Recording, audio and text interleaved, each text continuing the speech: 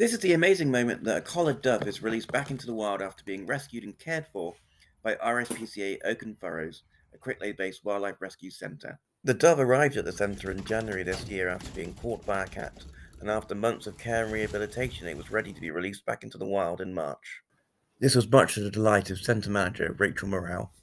We've just released a collared dove that came to us a little while ago. It was handed into a vet's in Oxford. It's been with us for a little while. It's had a fair bit of medication to get it up and running, but we're really pleased we've been able to release it today. And we've chosen an area that's semi-rural so that it can have time to get used to what it needs to do. That's it, actually just flew past then, which was fantastic. So yeah, really pleased with the outcome of this one.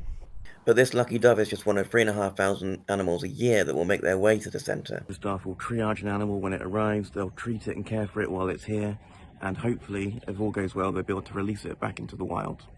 Experienced staff provide all kinds of care, like this hedgehog getting a ringworm treatment bath because its spines are falling out, or this poorly owl being hound-fed directly into its stomach through a tube.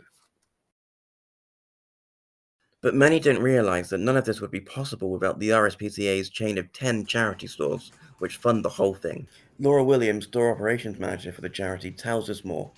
Donations are absolutely imperative for us to be able to keep our shops running. Every sort of bag, usually that equates to around £20 or £30. That then goes to helping with the triage and all the care that animals need in the wildlife centre. But with energy bills rising and the cost of living crisis in full swing, Laura says that donations have started to drop.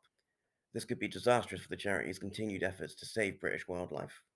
If we didn't have our charity shops and we didn't have the great volunteers that give us their time, then there's only so much that grants can do, and majority of the money is what keeps the wildlife centre open.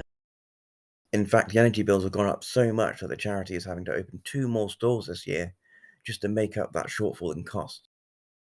That's why the charity's CEO, Richard Close, is directly calling to the public to help them keep doing what they do best, get our wildlife back out into the wild.